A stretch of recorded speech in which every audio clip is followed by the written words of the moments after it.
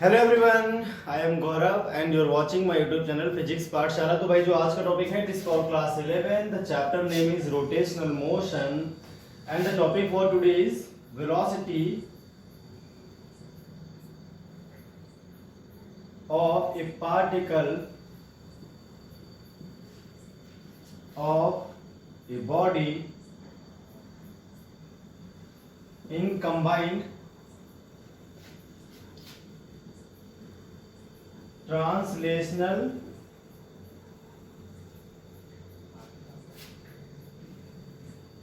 Plus rotational motion.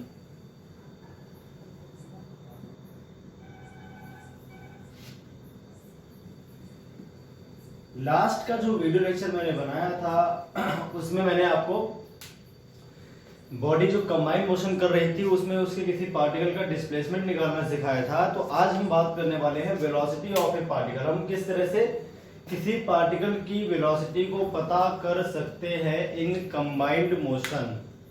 Clear है भाई? चलिए देखते हैं तो किस तरह से पता करेंगे। तो जो फॉर्मूला था मैंने आपको बताया था, जब भी हम किसी बॉडी के कंबाइंड मोशन की बात करते हैं तो उस मोशन को हम दो हिस्सों में तोड़ देते हैं। एक तो बॉडी के सेंटर ऑफ मास का मोशन कैसा है, प्लस बॉडी के अदर पार्टिकल्स का सेंटर ऑफ मास के लिए मोशन कैसा है, with respect to centre of mass motion कैसा है। ठीक है, यहां पर हम इस फॉर्मूले का इस्तेमाल करेंगे। वेलोसिटी ऑफ ए पार्टिकल, ठीक है, with respect to ground is equal to velocity of particle बोलेंगे सीधे सीधे इसको, इज इक्वल टू आएगा velocity of centre of mass with respect to ground यानी VCM vector plus velocity of particle with respect to centre of mass VPCM vector. Particle का centre of mass के respect में velocity, और खुद centre of मास की velocity का अगर हम वेक्टर सम कर देंगे तो आपकी पार्टिकल की वेलोसिटी इजीली निकल आएगी, कोई प्रॉब्लम वाली बात नहीं होगी इसमें। तो ये फॉर्मूला आप समझ गए। चलिए भाई अब क्वेश्चन सॉल्व करके मैं आपको दिखाता हूं किस तरह से क्या फॉर्मूले बनेंगे।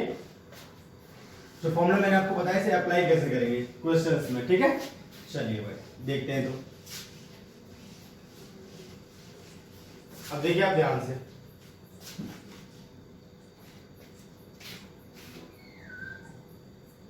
मान लीजिए आपके पास यहां पर एक बॉडी है, ठीक है, डिस्क है, और इसका जो सेंटर ऑफ मास है ये आपका मान लीजिए वीसीएम वेलोसिटी से स्ट्रेट लाइन पे मोशन कर रहा है आगे की ओर, और जो बॉडी है वो सेंटर ऑफ मास के अबाउट ओमेगा एंगुलर वेलोसिटी से रोटेट कर रही है। ठीक है भाई, तो ये जो आपका मोशन है इसको आप दो हिस्सों में टूटा हुआ मान लीजिए, कुछ इस तरह से मानिए। अब यहां पर बहुत सारे पार्टिकल्स हम देख लेते हैं। ठीक है, मेरी बात ध्यान से आप सुनना क्या कह रहा हूं मैं, फिर आपको तुरंत बात समझ में आ जाएगी। इसमें जो अपने पास हमने डिस्क मानी है उसमें क्या करोगे आप, पॉइंट्स मान लोगे। ठीक, ये तो सेंटर हो गया आपका, ये सेंटर है। तो इसमें क्या है, pure translational plus pure rotation को हम जब कंबाइन करेंगे तो आपको कंबाइन मोशन मिलेगा। इसमें क्या है, जितने भी पार्टिकल्स आपको दिखें सभी को आपको वो वेलोसिटी तो देनी ही है जो सेंटर ऑफ मास के पास है।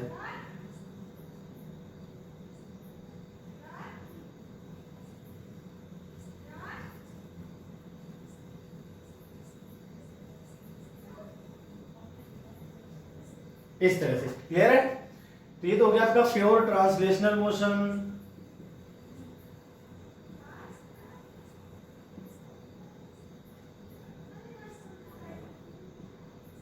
क्लियर है भाई? और जितने भी पार्टिकल्स देखिए, अगर ये बॉडी प्योर ट्रांसलेशन मोशन करती है, सभी पार्टिकल एक ही वेलोसिटी से एक ही डायरेक्शन में आगे की ओर बढ़ रहे होते हैं, इसी को बोलते हैं प्योर ट्रांसलेशन मोशन। जितने भी पार्टिकल्स आपको दिखे सभी को एक ही तरफ वेलोसिटी आपने दे दी, तो सभी सेम टाइम में सेम डिस्प्लेसमेंट कवर करेंगे, तो ट्रांसलेशनल मोशन। अब रोटेशन में क्या होता है, अगर ये प्योर रोटेशन कर रही होती बॉडी,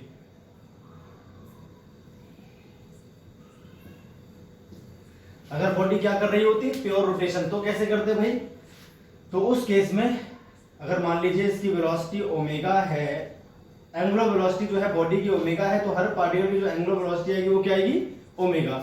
मान लेते हैं इस डिस्क की जो रेडियस है वो आर है, क्या है, आर, तो इस पॉइंट के पास एक वेलोसिटी होती है आर ओमेगा, इस पॉइंट के पास भी होती है आर ओमेगा टेंजेंशियल, इस पॉइंट के पास भी होती है आर ओमेगा टेंजेंशियल, और इस पॉइंट के पास भी होती है आर ओमेगा टेंजेंशियल। पॉइंट्स के नाम रख लेते हैं ए,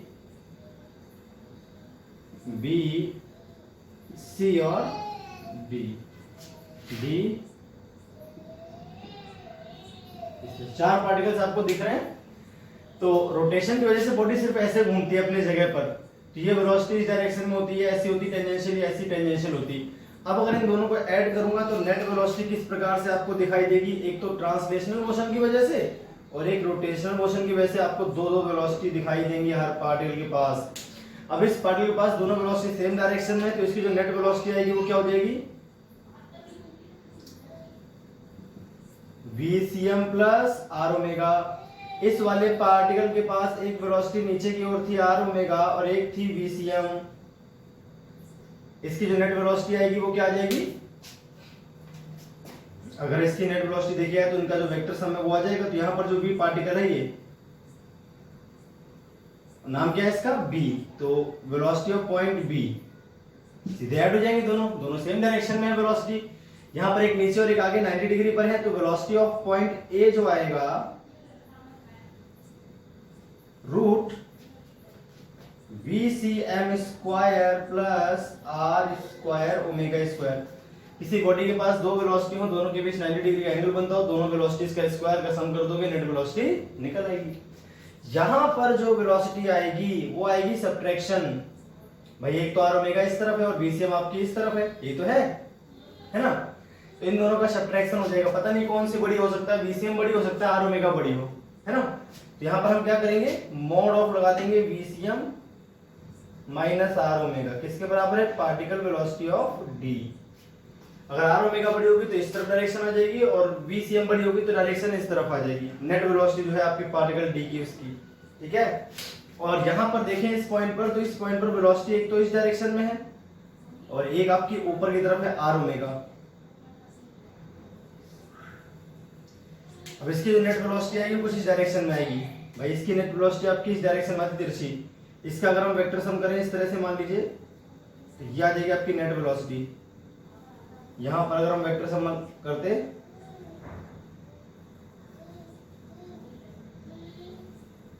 इस तरह से आ जाएगी, है ना।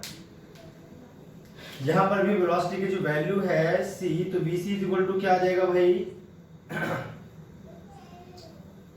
रूट के अंदर VCM square plus R square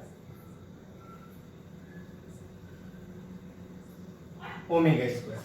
तो कुल मिला के हमें पार्टिकल्स दोनों मोशन को अलग अलग करके वापस में ऐड कर देना है। तो जो जो वेलोसिटी सेम डायरेक्शन में ऐड हो जाएंगे, अपोजिट में सब्ट्रैक्ट हो जाएंगी। 90 में है तो सीधे रूट का स्क्वायर हो जाएगा। किसी और एंगल पर आएंगे तो हम इजीली निकाल पाएंगे, अपना जो फॉर्मूला है उससे हम इस प्रकार से क्वेश्चंस कर लेंगे।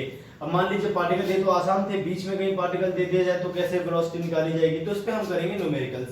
तो जो मैंने आपको फॉर्मूला बताया है, कुल मिला के वो फॉर्मूला हर जगह वैलिड रहेगा। किसी भी पार्टिकल, P एक पार्टिकल है और उसकी जो वेलोसिटी आएगी विद रिस्पेक्ट टू ग्राउंड केवल VP वेक्टर से लिखी जाएगी। तो VCM वेक्टर प्लस पार्टिकल की velocity with respect to CM vector, ये आपका फॉर्मूला रहेगा। इसी फॉर्मूले से हम वेक्टर सम करेंगे। अगर आपको वेक्टर सम करना आता है तो इजीली आप निकाल पाओगे डायरेक्शन। क्लियर है भाई? चलिए तो कुछ न्यूमेरिकल्स ट्राई कर लेते हैं।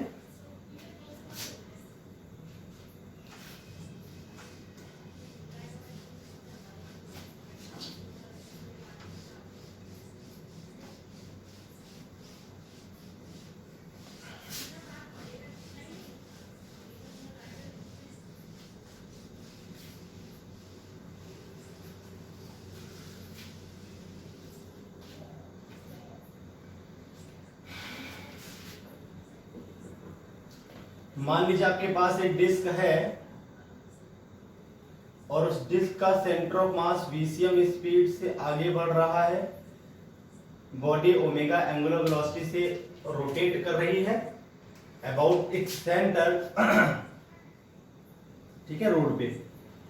VCM मान लीजिए आपको दे रखा है 10 मीटर पर सेकेंड। क्या दे रखा है भाई? 10 मीटर पर सेकेंड। ओमेगा जो आपको दे रखा है वो दे रखा है 5 रेडियन पर सेकेंड। ऐसे मान लीजिए ओमेगा दे रखा है 5 रेडियन पर सेकेंड, और जो रेडियस है इस डिस्क की कैपिटल R, तो वो दे रखी है आपको 2 मीटर। कितनी दे रखी है? 2 मीटर। ठीक है भाई। अब आपको यहां पर एक पॉइंट P है, ये आपका 37 डिग्री पे है। आपको बतानी है फाइंड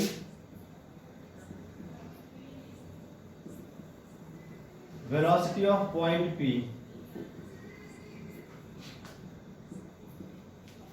इस पॉइंट P की वेलोसिटी हमें पता करनी है। चलिए भाई करते हैं सॉल्यूशन। तो सॉल्यूशन में क्या करेंगे, ध्यान से देखिए आप। आपके पास पॉइंट P जो है उसकी हमें वेलोसिटी निकालनी है, तो हम इस पॉइंट P के पास देखें ध्यान से, तो अपने पास दो वेलोसिटी होंगी पॉइंट P के पास।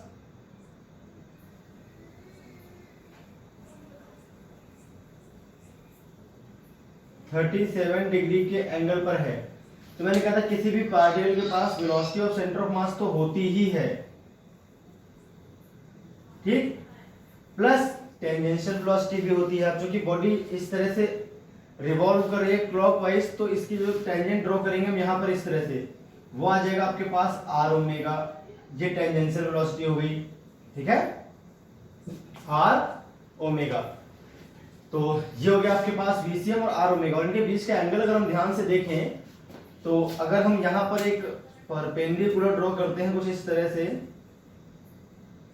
ये 37 है तो यहां बन जाएगा 53, ये वापस 37 तो यहां बन जाएगा आपका 53। देखिए ध्यान से, 37 90 डिग्री एंगल यहां बनेगा 53, फिर ये रेडियस है और ये टेंजेंट है, ये आपस में क्या बना रही है 90 डिग्री का एंगल।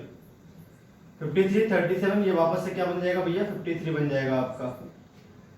तो VCM और R ओमेगा आपस में क्या है 53 डिग्री के एंगल पर है, और R ओमेगा को हम बोलते हैं V particle with respect to CM, क्योंकि पार्टिकल सेंटर ऑफ मास के अबाउट केवल और केवल रिवॉल्व कर रहा है। तो पार्टिकल सेंटर ऑफ मास के अबाउट जो उसकी स्पीड होती है वो होती है टेंजेंशियल स्पीड, जिसको हम बोलते हैं V particle with respect to centre of mass.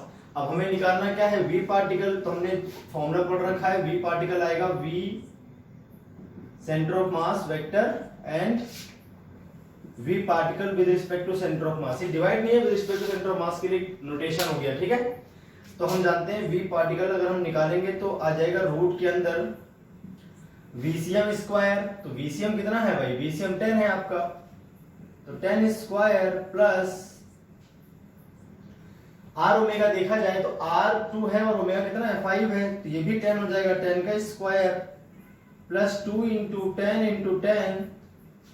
VCM आपका 10 है, और इसको अगर हम सॉल्व करेंगे तो 5 इंटू 2 सॉरी 2 इंटू 5 आ जाएगा VP अबाउट CM, तो 10 इज इक्वल टू आ जाएगा V particle with respect to centre of mass, इसकी वैल्यू है ना।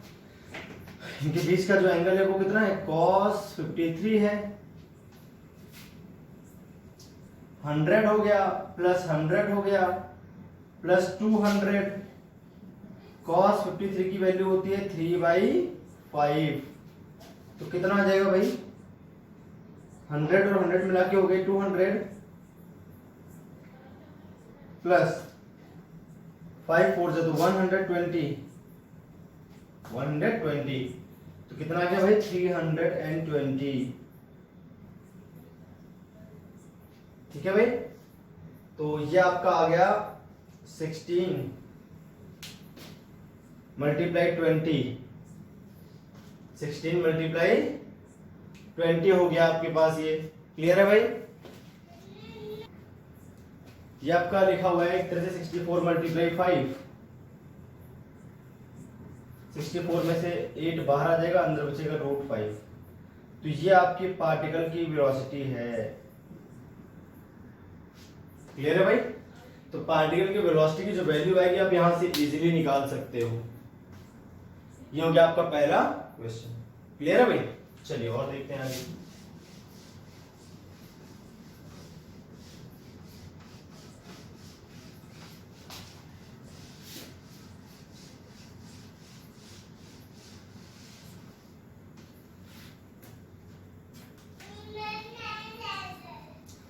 नेक्स्ट क्वेश्चन, मान लीजिए आपके पास एक रॉड है, नहीं इसके डिजाइन डिस्क में ज्यादा अच्छे क्वेश्चन बन जाते हैं, रॉड तो इजी से क्वेश्चन बनेंगे, उसको नेक्स्ट कराऊंगा मैं भी। ये मान लीजिए आपके पास एक स्फीयर है, ठीक है, और बीच में यहां पे कहीं एक पार्टिकल दिया हुआ है। इस बार ये सेंटर है, ये स्मॉल आर है, इधर मान लीजिए कैपिटल आर है, ठीक है। इस पार्टिकल का नाम रख लेते हैं P, और ये आपका सेंटर है जो कि स्पीड इसकी VCM दे रखी है क्वेश्चन में, और पूरी बॉडी इसके अबाउट घूम रही है ओमेगा एंगुलर वेलोसिटी से। स्मॉल r की वैल्यू दे रखी है आपको, मान लीजिए 1 मीटर, ठीक है। क्या दे रखी है? 1 मीटर। और जो वर्टिकल से इसका एंगल दे रखा है, मान लीजिए यहां पर एंगल दे रखा है आपको वर्टिकल से, ये दे रखा है 53 डिग्री का, ठीक है। तो आर हो गया आपके पास 1 मीटर, कैपिटल आर रख लेते हैं, 2 मीटर पिछली बार की तरह कर लेते हैं, ओमेगा मान लेते हैं 5 है ना, 5 रेडियन पर सेकेंड, और VCM को रख लेते हैं 10 मीटर पर सेकेंड। चलिए अब हमें पता करना है तो पॉइंट P है उसकी velocity, point velocity of P with respect to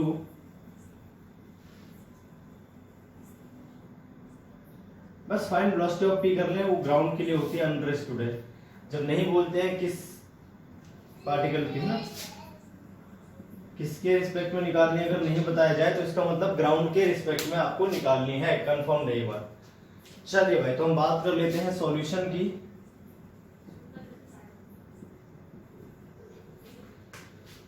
solution की बात अगर हम ध्यान से देखें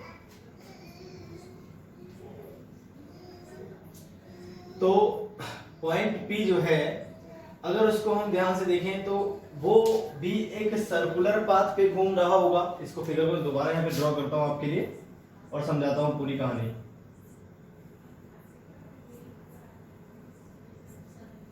यहां पे आपके पास पॉइंट P है मान लीजिए, और वर्टिकल से इसका एंगल तो बन ही रहा है। ये किस पाथ पे घूम रहा होगा? ये सर्कुलर पाथ पे घूम रहा है ना। ये वर्टिकल लाइन है जिससे इसका एंगल बन रहा है 53 डिग्री का। अब देखिए, इस समय सेंटर ऑफ मास के अबाउट अगर हम इसको r मानते हैं तो इसके पास जो वेलोसिटी आएगी सेंटर ऑफ मास के अबाउट रेडियस r पे घूम रहा है।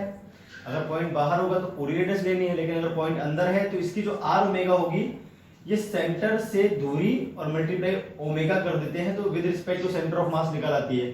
तो ये जो टेंजेंशियल वेलोसिटी आएगी जिसको हम बोलेंगे v particle with respect to centre of mass, है ना। और v सेंटर ऑफ मास तो इसके पास होगा ही होगा, तो v सेंटर ऑफ मास, दो वेलोसिटीज हो गई इसके पास। तो अगर ये 53 है तो हमें पता है पूरा 90 डिग्री होता है। अगर यहां सीधे टेंजेंट ड्रॉ करेंगे तो यहाँ 37 बनेगा, इस जगह 53, ये 37, देखिए सामने 90 पे जाएगी लाइन, सीधी लाइन 53 या 37, वापस से क्या बन जाएगा भैया 53। तो आपके पार्टिकल के पास दो वेलोसिटी है, एक तो v PCM जिसको हम बोलते हैं velocity of particle with respect to centre of mass, केवल ही सर्कुलर पाथ पे घूम रहा है सेंटर ऑफ मास के रिस्पेक्ट में। और जब कोई बॉडी सर्कुलर पाथ पे घूमती है तो उसके पास जो टेंजेंशियल वेलोसिटी होती है वो होती है r ओमेगा। तो इस पार्टिकल के पास सेंटर ऑफ मास के अबाउट जो वेलोसिटी आ रही है जिसको हम बोलते हैं v PCM, वो जाएगी r ओमेगा के बराबर। तो v PCM किसके इक्वल है? r into omega. r आपका दे रखा है 1 और ओमेगा दे रखा है 5, तो ये आ गया सीधे सीधे 5, ठीक। और VCM क्वेश्चन में आपको दे रखा है सीधे सीधे 10 मीटर पर सेकेंड, ठीक है भाई, इस तरह से। ओके, तो अब हमें निकालनी है वेलोसिटी ऑफ पार्टिकल। हम जानते हैं वेलोसिटी ऑफ पार्टिकल होता है velocity of centre of mass vector plus velocity of particle with respect to centre of mass. अगर इसका हम मॉड देखें, सिर्फ इसकी वैल्यू की बात की जाए, तो उस केस में रूट सिंपल है बिल्कुल। क्या क्या आएगा, तो एक तो VCM का स्क्वायर हो जाएगा plus V particle with respect to centre of mass का square plus 2 into VCM V particle with respect to centre of mass multiply cos इनके बीच का एंगल। चलिए वैल्यूज पुट कर लेते हैं, फटाफट आंसर आ जाएगा। 10 का square 125 plus 2 into 10 into 5 into cos 53, और कॉस 53 की जो वैल्यू होती है वो होती है 3/5। 3/5 क्या आ जाएगा आंसर? 100, 125, 5 से 5 कैंसिल, 30, तो 155 पूरा सॉल्व करने के बाद। 100 प्लस 25 हो गया 125, और ये 5 से 5 कैंसिल हो गया, तो 10 3 30 60 और 30 और ऐड करना पड़ेगा 185, सॉरी रूट 185 मीटर पर सेकेंड आपका आंसर हो जाएगा। इसको चाहो तो आप थोड़ा और सॉल्व कर लेना, रूट इसका एक्सपेंड कर लेना, इस तरह से आपका आंसर आ जाएगा। क्लियर है भाई? तो ये तो हो गई वेलोसिटी ऑफ पार्टिकल निकालने का तरीका, वेलोसिटी ऑफ पार्टिकल निकालने का तरीका। चलिए और क्वेश्चन देखते हैं, फिर हम आगे बढ़ेंगे। एक्सेलरेशन निकालना सिखाऊंगा आपको, एक्सेलरेशन कैसे निकालते हैं पार्टिकल का। क्लियर है भाई?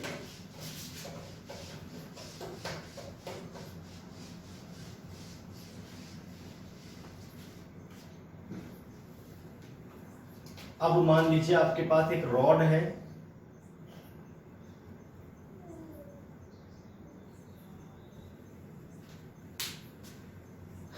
क्लियर है भाई? क्या है?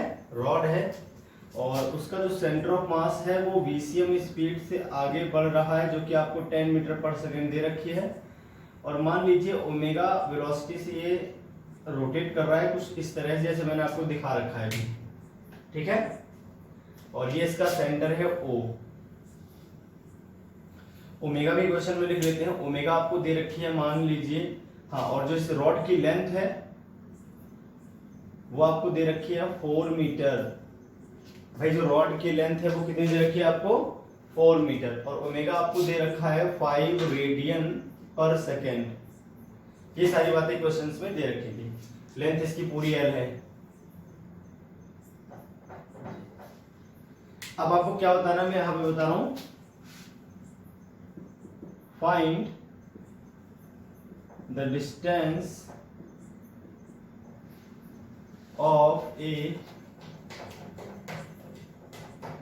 particle from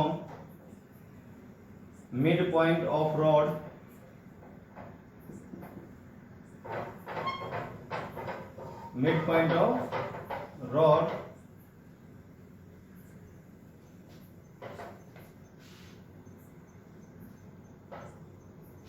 which has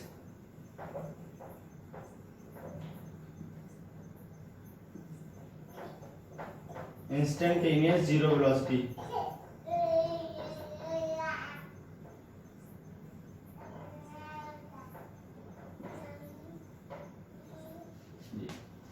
Find the distance of a particle from the midpoint of rod which has instantaneous zero velocity। अब आपको एक पॉइंट इस रॉड में ऐसा पता करना है जिसकी, जैसा हमें दिख रहा है उस इंस्टेंट उसकी वेलोसिटी जीरो। जैसे ये रॉड है, इस इंस्टेंट इसकी वेलोसिटी क्या है? जीरो पार्टिकल की। वो पॉइंट आपको फ्रॉम द सेंटर बताना है। क्लियर होगी बात? तो कैसे करेंगे देखिए, समझिए इस बात को। देखिए अगर हम ऊपर पॉइंट्स लेते हैं तो VCM और R ओमेगा दोनों सेम डायरेक्शन में आ जाएंगी। भाई जैसी रॉड है, रॉड कैसे घूम रही है? सर्कुलर पाथ पे घूमेगी इस तरह से। तो रॉड चूंकि वर्टिकल है तो जो वेलोसिटी आएगी वो कैसी आएगी? टेंजेंशियल। R ओमेगा भी कैसे आएगी आपके पास? टेंजेंशियल आएगी। और R ओमेगा अगर आपके पास टेंजेंशियल आती है, मान लीजिए आपके पास ये रॉड है, क्या है भाई? रॉड है। सॉल्यूशन की बात कर रहा हूं मैं, आप ध्यान से देखें। ये हो गया इसका मिड पॉइंट जो कि मूव कर रहा है किससे? 10 मीटर पर सेकेंड से मूव कर रहा है। अब देखिए अगर हम ऊपर की तरफ कोई पॉइंट मानते हैं तो चूंकि रॉड आपकी इस तरह से घूम रही है, जहां से हमने कोई पॉइंट माना, मान लीजिए यहां पे एक पॉइंट माना r डिस्टेंस पर, तो ये इस तरह के सर्कुलर पाथ पे तो घूमेगा रॉड के अबाउट। भाई जो रॉड का ये वाला पॉइंट है अपने सेंटर के अबाउट सर्कुलर पाथ पे घूमना शुरू कर देगा। अब क्योंकि सेंस जो रोटेशन का है वो क्लॉकवाइज है, तो इस पार्टिकल की जो वेलोसिटी होगी r ओमेगा वो हो जाएगी इस तरफ, हो जाएगी। ये क्या है, with respect to centre of mass. ये velocity of particle with respect to centre of mass. Center of mass के लिए केवल एक सर्कुलर पाथ पे घूम रहा है, तो सेंटर ऑफ मास पे बैठ के अगर इस पार्टिकल को देखा जाए तो हमें पीछे की तरफ जाता हुआ नजर आएगा टेंजेंशियल इस इंस्टेंट। यहां पर पॉइंट लेंगे तो आगे की तरफ जाता हुआ नजर आएगा। और velocity of centre of mass तो हर पॉइंट के पास एडिशनल होती ही है, हमें पता है। तो अगर यहां देखें तो यहां दोनों वेलोसिटी ऐड होंगी, तो यहां कभी जीरो नहीं आ सकता, यहां पे जीरो आ सकता है, क्योंकि यहां पर जो वेलोसिटी आएगी वो क्या आ जाएगी, सेंटर ऑफ मास भी सेंटर ऑफ मास। तो यहां पर एक पार्टिकल हमने p मान लिया और उसकी जो वेलोसिटी है उसके लिए अगर हम ध्यान से देखें तो वेलोसिटी ऑफ पार्टिकल साफ दिख रही है, velocity of centre of mass minus velocity of particle with respect to centre of mass, ये तो आ रही है। दो वेलोसिटीज अगर अपोजिट डायरेक्शन में हो किसी पार्टिकल के पास, तो उस केस में वो दोनों का सब्ट्रैक्शन उसकी नेट वेलोसिटी के बराबर आएगा। अब चूंकि नेट वेलोसिटी दे रखी है जीरो, पार्टिकल की वेलोसिटी जीरो होनी चाहिए, और बीसीएम आपको दे रखा था 10 माइनस आर हमें पता नहीं है, निकालना है, और ओमेगा हमें पता है कितना है, 5 है। तो यहां से आर कितना आ जाएगा भैया, 2 मीटर आ जाएगा। ये लीजिए आगे आंसर, यानी इस रॉड के सेंटर से 2 मीटर नीचे एक ऐसा पॉइंट होगा जहां पर नेट वेलोसिटी क्या आएगी, जीरो आएगी। इसके पास दो वेलोसिटी होंगी, दोनों अपोजिट डायरेक्शन में और बराबर कैंसिल हो गई। बाकी सारे के सारे जो पॉइंट्स है अपने एक भी ऐसा पॉइंट नहीं है जो इंस्टेंटेनियसली क्या हो, रुका हुआ हो। सारे के सारे पॉइंट आपको मूव करते हुए नजर आएंगे इस पॉइंट के अलावा। क्लियर हो गई बात। तो ये कुछ बातें थी अपनी वेलोसिटी किसी पार्टिकल की निकालनी है। जब रॉड में कंबाइंड मोशन हो या किसी भी बॉडी में कंबाइंड मोशन हो तो आपको इस तरह से करना होता है। जो किसी भी पॉइंट की वेलोसिटी है वो वेक्टर सम आएगा velocity of centre of mass plus velocity of particle with respect to centre of mass. Clear है भाई। और with respect to centre of mass जो पार्टिकल है वो केवल और केवल सर्कुलर पाथ पे ही रिवॉल्व करता है, इसलिए with respect to centre of mass हमेशा आर ओमेगा आएगी। सेंटर से दूरी मल्टीप्लाई ओमेगा कर दें, सेंटर ऑफ मास से दूरी पार्टिकल की और मल्टीप्लाई ओमेगा, ओमेगा सभी की सेम होती है, ठीक है। तो अब हम बात करेंगे नेक्स्ट एक्सीलरेशन की।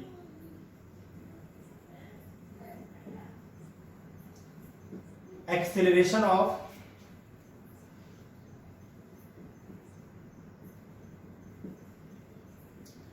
Particle of a body in combined translational plus rotational motion.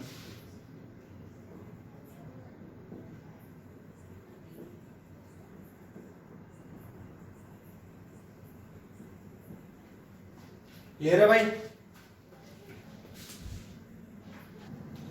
चलिए भाई, तो एक्सीलरेशन कैसे निकालेंगे वो भी समझ लेते हैं। तो फिर से वही बात आएगी, acceleration of a particle with respect to ground is equal to हो जाएगा acceleration of centre of mass plus acceleration of particle with respect to centre of mass. और आपको एक बात ध्यान रखनी है, acceleration of centre of mass plus acceleration of particle with respect to centre of mass. अगर हम सर्कुलर मोशन की बात करें, दो प्रकार के, जब भी कोई बॉडी सर्कुलर पाथ पे रिवॉल्व करती है तो सेंटर ऑफ मास के रिस्पेक्ट में उसके पास दो एक्सीलरेशन होते हैं, एक होता है टेंजेंशियल, एक होता है रेडियल। सिर्फ सर्कुलर मोशन की बात कर रहा हूं, कंबाइन तो बात की बात है। हमने पीछे पढ़ा था, अगर कोई बॉडी सर्कुलर पाथ पे एंगुलर एक्सीलरेशन अल्फा से घूम रही हो और घूमते समय उसकी एंगुलर वेलोसिटी ओमेगा हो, तो एक तो आएगा अंदर की तरफ आर ओमेगा स्क्वायर एक्सीलरेशन, जिसको बोलते हैं ए रेडियल। क्या बोलते हैं भाई, ए रेडियल या ए सेंट्रीपिटल, है ना। और एक आता है टेंजेंशियल, जिसको बोलते हैं R alpha.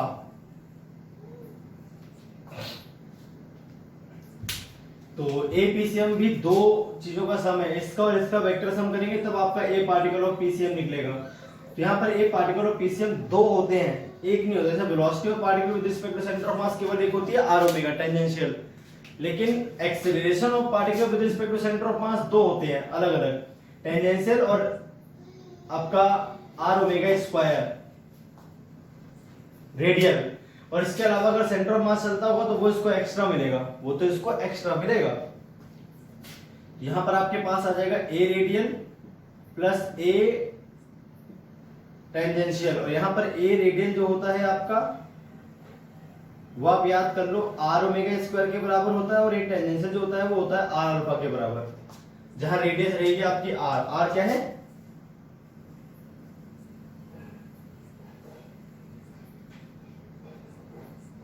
Distance of particle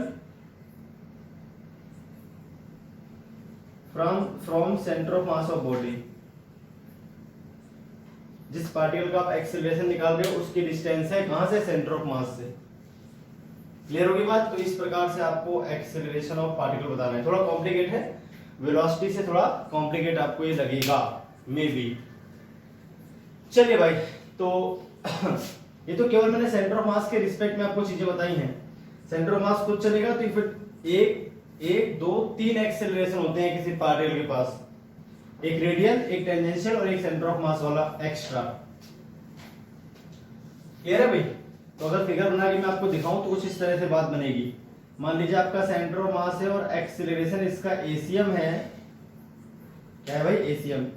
और मान लीजिए आपके पास यहां एक पार्टिकल है तो उसके पास एसीएम तो होगा ही होगा, और मान लीजिए घूम रहा है इस समय ओमेगा एंगुलर वेलोसिटी और इसका एंगुलर एक्सेलरेशन अल्फा है, तो इसके पास एक तो आएगा टेंजेंशियल इस तरह से, जिस तरफ अल्फा होगा उस तरफ आएगा टेंजेंशियल। ये बात आपको और ध्यान रखनी है, ठीक है? तो अल्फा क्या हो जाएगा? ये ए टेंजेंशियल हो जाएगा आपका आर अल्फा, और एक आएगा आपके पास ए रेडियल जो कि होगा आर ओमेगा स्क्वायर, क्योंकि क्या हो जाएगा भैया? R omega square. और इस तरह से इनका हम तीनों का वेक्टर सम कर लेंगे, हमारा आंसर आ जाएगा। तो हम कंपोनेंट से करेंगे, ज्यादा बेटर होगा। एक्स और वाई के हम कंपोनेंट कर लेंगे, इजीली आपका सॉल्व हो जाएगा क्वेश्चन, ठीक है? तो न्यूमेरिकल करते हैं सीधे वैल्यू लेके, तो आपको बात ज्यादा आसानी से समझ में आएगी, ठीक है? चलिए देखते हैं तो किस प्रकार से सॉल्व कर सकते हैं क्वेश्चन ये। फॉर्मूला आप नोट कर लें, जो मैंने लिखा है वो कर लें, और इसके बाद मैं आपको सिखाता हूं डायरेक्ट कि एक्सेलरेशन को निकालते कैसे हैं। इसके बाद मैं कल आपको लीनियर मोमेंटम, एंगुलर मोमेंटम और काइनेटिक एनर्जी निकालना सिखा दूंगा। क्लियर भाई?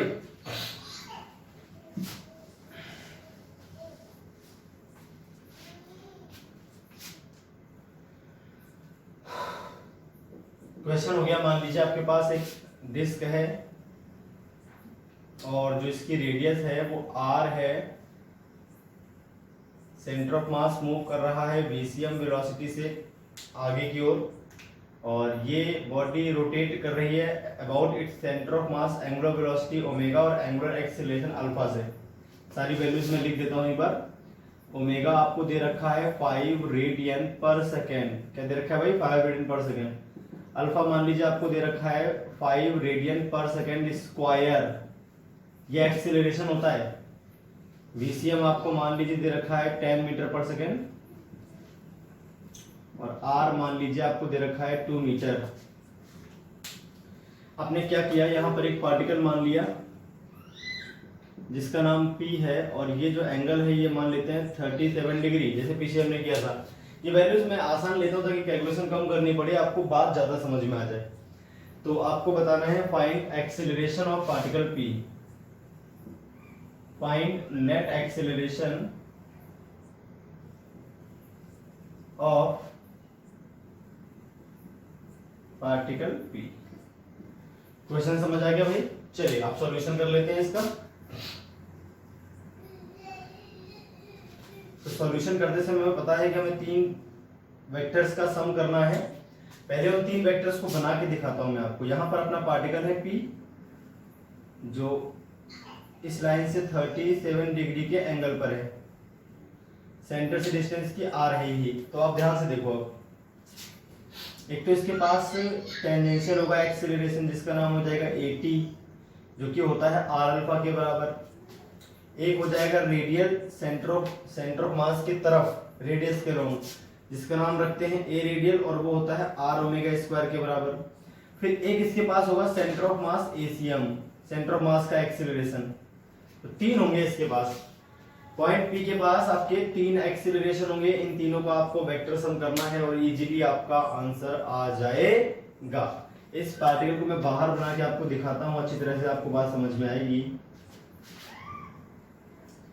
ये 37 डिग्री का एंगल है यहाँ पर, और उससे 90 बनाता हुआ, ये 90 बनाता हुआ अपने पास एक है एक्सेलरेशन जिसका नाम at है, जो कि r अल्फा के बराबर है। एक आपके पास सीधा इधर है जिसका नाम ar है, जो कि r ओमेगा स्क्वायर के बराबर है। और एक आपके पास सीधे ACM है, ठीक है, जो जिसकी वैल्यू आपको क्वेश्चन में दे रखी है। VCM नहीं, यहाँ पर सॉरी ACM है, मैंने VCM दे दिया, ACM भी देना पड़ेगा, तो कॉमन लगा दीजिए। ACM है इसका एक्सेलरेशन ऑफ सेंटर ऑफ मास, वो मैंने दिया ही नहीं शायद, तो इसको मान लेते हैं 10 मीटर पर सेकेंड स्क्वायर, ठीक है, 10 मीटर पर सेकेंड स्क्वायर। और VCM भी दे रखा है, VCM की जरूरत नहीं है हालांकि, बस यूं दे दिया एक्स्ट्रा, आप ये मान लो एक्स्ट्रा आपको दे दिया मैंने, ठीक है, इसकी जरूरत नहीं, इसको चाहो तो लिखो चाहो तो मत लिखो।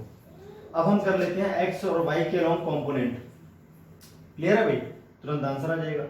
तो यहां पर करेंगे, इस लाइन के अलोंग कंपोनेंट करेंगे हम, और इस लाइन के अलोंग कंपोनेंट करेंगे। क्लियर है भाई। 80, अब देखिए 37 ये 90 डिग्री, यहाँ क्या बन जाएगा भैया 53, और ये 90 बना रहे हैं आपस में, है कि नहीं। तो यहाँ जो एंगल बनेगा वो हो जाएगा आपका 53 डिग्री, यहाँ जो एंगल बनेगा वो हो जाएगा 37 डिग्री।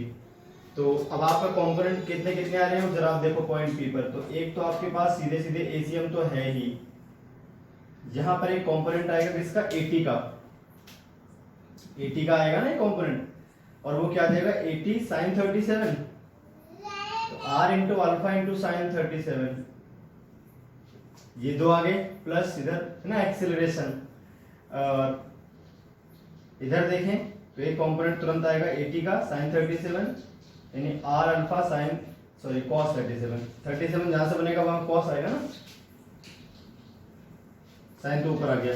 अब इसका एक यहाँ आएगा cos 53, यहाँ पर आ जाएगा sin 53, एक तो कंपोनेंट यहाँ आ जाएगा सीधे सीधे जिसका नाम हो जाएगा r ओमेगा स्क्वायर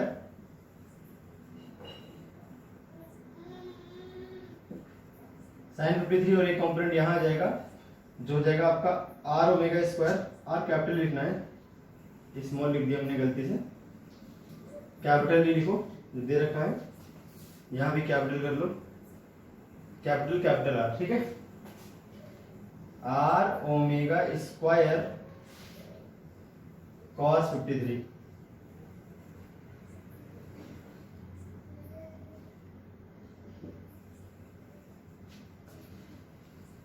ये आ गया आपके पास सारे एक्सेलरेशन, मैंने सारे कंपोनेंट कर दिए, तो ऊपर की तरफ से कोई आया नहीं, इस तरह से आ गए। अच्छा, यहाँ पर जो नेट एक्सेलरेशन आएगा हम सारी वैल्यूज पता कर लेते हैं एक बार कितनी कितनी है, और फिर उसके बाद वेक्टर सम कर देंगे, इजीली अपना आंसर आ जाएगा। क्लियर है बात, चलिए हटा देते हैं इसको। अब आप जरा ध्यान से देखो, ACM कितना है, ACM सीधे है 10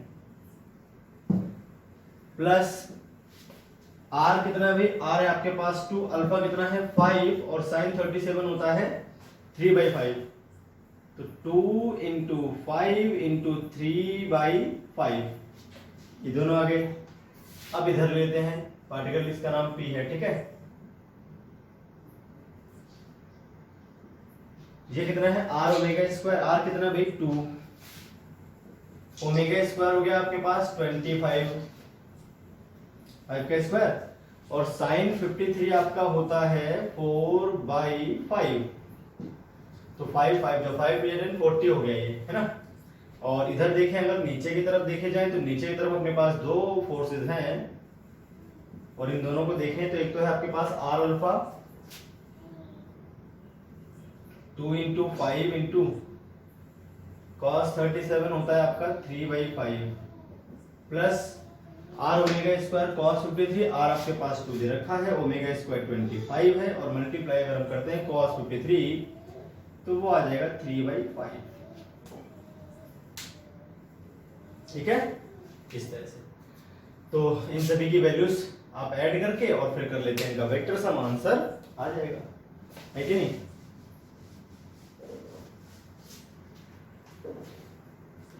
तो पार्टिकल जो है अपने पास एक इधर तो है उसके पास 16, 5 से 5 कटेगा, 2 3 या 6 और 16 आ गया।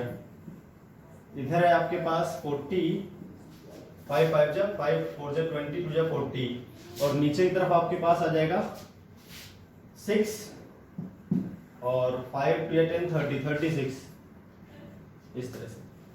क्लियर है भाई? 5 5 जा 5 2 या 10 5 से 30, तो यहाँ से कटेगा 36 आ गया। ठीक है, और ये देखें अगर हम सॉल्व करने के बाद तो ये आपके पास आ जाएगा 24 और ये आ जाएगा 36। तो नेट ए पार्टिकल कितना आएगा? 24 का होल स्क्वायर प्लस 36 का होल स्क्वायर। तो 6 दोनों 6 इंटू 4 का होल स्क्वायर, 6 इंटू 6 का होल स्क्वायर, तो 6 तो सीधे बाहर आ जाएगा डायरेक्ट ही। अब अंदर 4 का स्क्वायर बच गया और प्लस 6 का स्क्वायर बच गया, तो 4 4 जा 16 प्लस 36। इन दोनों में फिर से 4 दिख रहा है मुझे कॉमन, तो 6 मल्टीप्लाई 2 आप बाहर निकाल सकते हो, अंदर बच जाएगा 4 4 जा 4 9 जा, तो 12√13 आपके पास आंसर आ जाएगा एपी। कैलकुलेशन मिस्टेक हो तो भैया अपने आप देख लेना। ये तरीका हो गया जो मैंने आपको तरीका समझाया, इस तरीके से आपको सॉल्व करना है। अगर आपको वेक्टर सम करना आता है तो बहुत इजी है आपके लिए, कुछ कोई बड़ा टास्क नहीं है, ये बहुत इजी काम होता है एक्सेलरेशन किसी भी पॉइंट का निकालना। क्लियर है भाई? तो इस तरह से बहुत ही इजीली आपका एक्सेलरेशन निकल आया।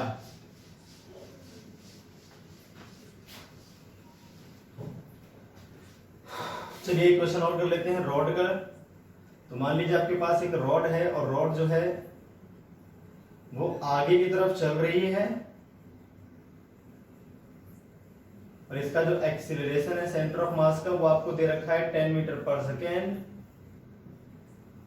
और ये घूम रही है इस तरह से उल्टा, आपकी बार ऐसे घूम रही है, ठीक है, एंटी क्लॉकवाइज घूम रही है उल्टा। और यहाँ पर जो ओमेगा दे रखे हैं और अल्फा दे रखे हैं आपको, तो ओमेगा आपको दे रखा है, मान लेते हैं इसको 1 रेडियन पर सेकेंड, और जो अल्फा दे रखा है वो दे रखा है 5 रेडियन पर सेकेंड स्क्वायर। यहाँ भी स्क्वायर कर लेंगे, 10 मीटर पर सेकेंड स्क्वायर होगा, इसे 10 मीटर पर सेकेंड नहीं होगा, ठीक है। और जो लेंथ है रॉड की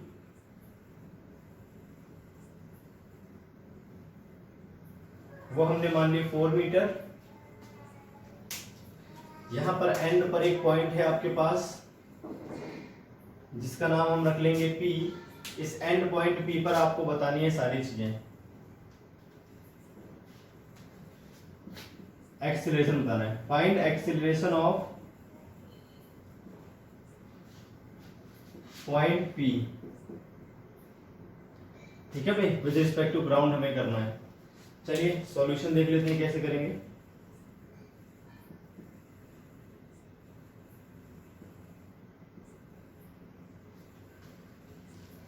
सॉल्यूशन किस तरह से करोगे आप? यहां पर जो पार्टिकल P है, इस पार्टिकल के पास अगर इसको हम ध्यान से देखें तो किस पाथ पे रिवॉल्व कर रहा है? ये सेंटर ऑफ मास के रिस्पेक्ट में देखा जाए तो केवल और केवल सेंटर ऑफ मास यहां पर है। तो ये जो आपका पार्टिकल है वो आपका इस तरह से रिवॉल्व करता हुआ आपको नजर आएगा, है ना, सर्कुलर पाथ पे ऐसे तो नजर आएगा रिवॉल्व करता हुआ इसके रिस्पेक्ट में, ऐसे घूम रही रॉड इस तरह से लाइक दिस। तो जो आपका टेंजेंशियल एक्सीलरेशन आएगा 80, वो इस तरफ आएगा इस बार, क्योंकि रॉड ऐसे घूम रही है उल्टा एंटी क्लॉकवाइज घूम रही है, जो कि होता है आर अल्फा के बराबर। आर कितना है यहाँ पर? L/2 हो जाएगा, L/2 इंटू अल्फा। भाई जो इसकी रेडियस आएगी सेंटर ऑफ मास से डिस्टेंस वो कितनी हो जाएगी? L/2, ये तो हो जाएगा। इसके अलावा इसके पास एक एक्सीलरेशन रेडियल भी होगा जिसको हम बोलेंगे AR, जो कि हो जाएगा L/2 यानी R ओमेगा स्क्वायर यानी L/2 इंटू ओमेगा स्क्वायर।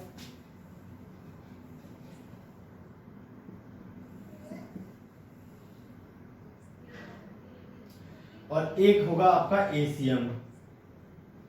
इस बार थोड़ा आसान कर दिया मैंने, सीधे सीधे कंपोनेंट करने की जरूरत नहीं पड़ रही, एक दूसरे के अपोजिट और परपेंडिकुलर डायरेक्शन में 3 एक्सेलरेशन होंगे आपके पास। तो एसीएम डायरेक्ट आपको दे रखा है 10, है ना। और इसको अगर हम देखें ए आर, तो ए आर की वैल्यू कितनी आ रही है भाई, L/2, 4/2 इंटू ओमेगा 1 का स्क्वायर, सीधे सीधे 2 आ जाएगा। और बच के आपके पास ये, तो 80 आ गया, सीधे सीधे आपके पास L/2 यानी 4/2 इंटू अल्फा 5 था। उस केस में ये भी आ गया 10। कितना आ गया भाई, 10 आ गया। तो इस पार्टिकल के पास 10 और 10 तो सीधे कट जाएंगे, एक एक्सेलरेशन इस तरफ है और एक वेक्टर इस तरफ है और एक नीचे की तरफ है, कितना 2। ये तो आपस में कैंसिल हो गए दोनों। तो फाइनल आंसर क्या आ गया, ए पार्टिकल आपके पास आ गया 2 मीटर पर सेकेंड स्क्वायर। ये लीजिए हो गया आंसर, दैट्स इट। 10 से 10 आपस में कैंसिल हो गए, तो नेट आंसर क्या आ गया पार्टिकल पी का। पार्टिकल पी का जो एक्सेलरेशन आ गया वो आ गया आपके पास 2 मीटर पर सेकेंड स्क्वायर। क्लियर है बात। तो इस तरह से आप बहुत ज्यादा इजीली सॉल्व कर सकते हो क्वेश्चन। ठीक है भाई।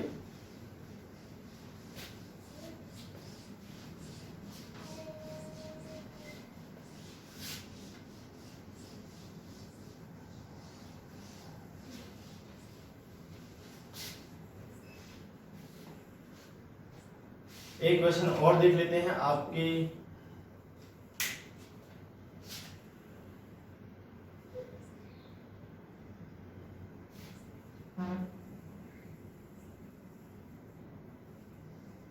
नॉलेज के लिए, तो यहां पर हमने क्या किया, सेंटर मान लिया और इसका जो एक्सेलरेशन है वो एसीएम मान लिया हमने। वही सब कुछ है, ओमेगा और अल्फा आपको हमेशा गिवन ही होते हैं, और जो इसकी रेडियस आपने मानी है वो मान लीजिए आर है। ठीक है भाई, आर है अपने पास। ओके, तो अपने पास क्या है, एक पॉइंट है यहां पर पी।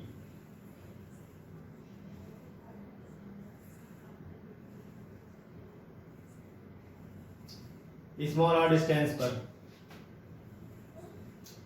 वर्टिकल से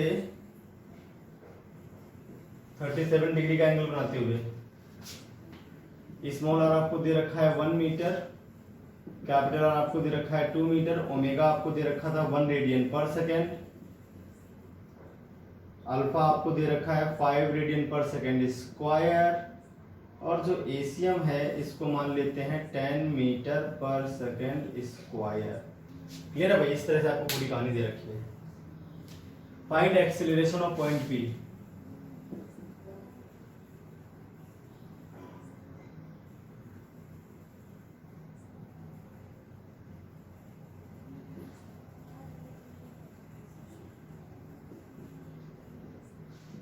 क्वेश्चन हो गया। चलिए बात कर लेते हैं सॉल्यूशन की। तो सॉल्यूशन में अगर हम ध्यान से देखें तो अब सारी चीजें मिटा देता हूँ, इसमें जरूरत नहीं है जिन जिन चीजों की, आर की कोई जरूरत नहीं है, इस आर को हटा देता हूँ मैं, फालतू लिखा हुआ है। ओमेगा अल्फा मैंने बाहर लिख ही दिया है, उस एरो को भी मैंने मिटा दिया जो फालतू बनेगी। ठीक है, इसे आपको मिटा दो। केवल पॉइंट पी पर आप कंसंट्रेट करो सही तरीके से। तो पॉइंट पी पर अगर हम कंसंट्रेट करें तो पॉइंट पी पर हमें जो एक्सेलरेशंस दिखाई देंगे वो 3 होंगे। एक तो होगा आपका सीधे एसीएम, और अगर इसको हम देखें तो किस पाथ पे रिवॉल्व कर रहा है, इस तरीके से सर्कुलर पाथ पे रिवॉल्व करेगा आपका जो पॉइंट पी है ना। पॉइंट पी आपको सर्कुलर पाथ पे रिवॉल्व करता हुआ नजर आएगा। तो गंदा बन गया फिगर, मैं साफ कर दूं पहले अच्छा सा।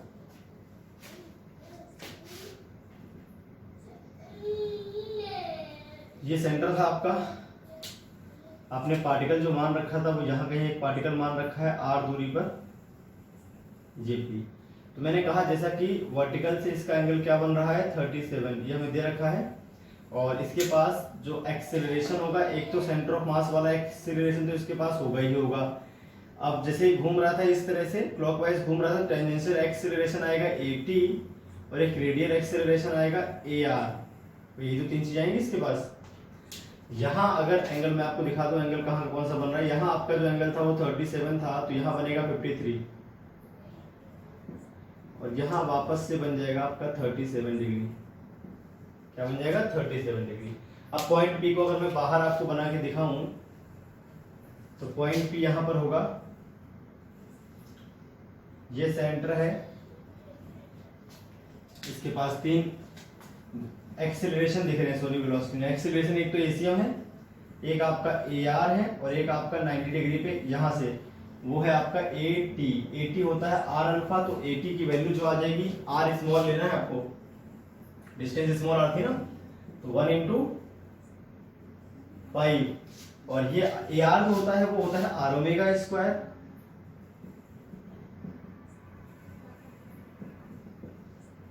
वन आ जाएगा सीधा, ये 5 आ गया और इसे हम आपको 10 दे ही रखा था। अब हम कर लेते हैं कंपोनेंट और फटाफट हमारे आंसर आ जाएंगे।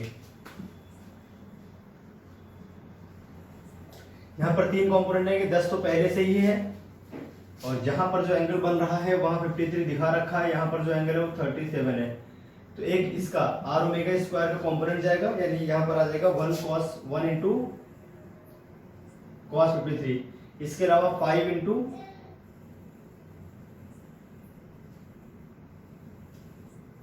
cos 37,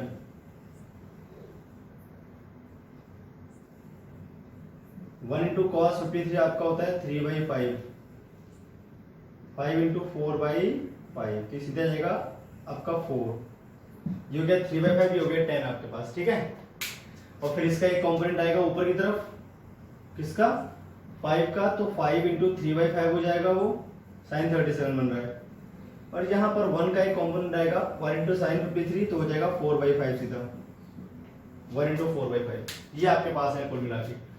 5 इंटू 3/5, तो 5 से 5 कैंसिल हो गया, 1 इंटू 4/5 अगर हम सॉल्व करते हैं 15/5 और 4/5 का सब्ट्रैक्शन ऊपर की तरफ बचेगा, तो वो आ जाएगा आपके पास 15 और 4 11/5 ऊपर की तरफ हो गया। यहां देखा जाए तो 10 प्लस 4 14 प्लस 3/5, तो 53/5, नहीं 14 प्लस 3/5, देख लें एक बार, 4 प्लस 10 14 और प्लस 3/5, तो 73/5 आ जाएगा, कितना आ जाएगा भैया 73/5। अब इसको हम, अगर हमें पार्टिकल पी का एक्सेलरेशन चाहिए ए पी, तो हम कर देंगे रूट 11 हो गया 121/25 प्लस 73 का होल स्क्वायर अपॉन 25, 25 को कॉमन लेके आप सीधे 1/5 बाहर निकाल दो, अंदर बचेगा 121 प्लस 3 3 जा 9, 3 7 जा 21, 42, 7 7 जा 49 और 3 4 हो गया 53, ठीक है। इसको सॉल्व कर लेंगे और अपना आंसर फाइनल आ जाएगा। मैंने वैल्यू ऐसे रैंडमली चूज कर ली है, इसलिए थोड़ा कैलकुलेशन ज्यादा करनी पड़ जाती है।